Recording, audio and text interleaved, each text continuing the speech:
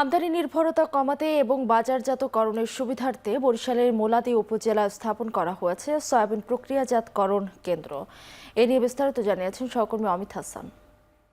আমদানি নির্ভরতা কমাতে বরিশালের হিজলা মোলাদি উপজেলায় নির্মাণ করা হয়েছে সয়াবিন প্রক্রিয়াজাতকরণ সেন্টার।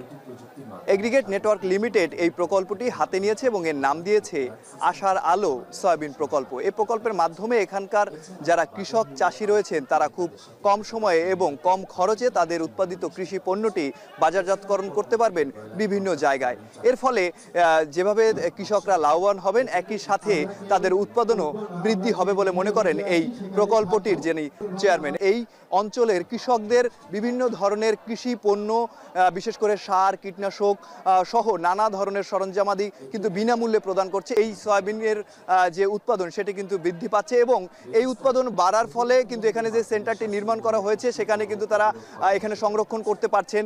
পণ্য বৃদ্ধি পালে এখানে সংরক্ষণ করবেন, একই সাথে এখান থেকেই কিন্তু পণ্যটি বিভিন্ন জায়গায় বাজারজাতকরণ হচ্ছে। এর ফলে কৃষকরা কিন্তু ন্যায্য মূল্যটি পাচ্ছেন। তো বরিশালের হিজলা মোলাদি থেকে এই ছিল আমার কাছে সর্বশেষ।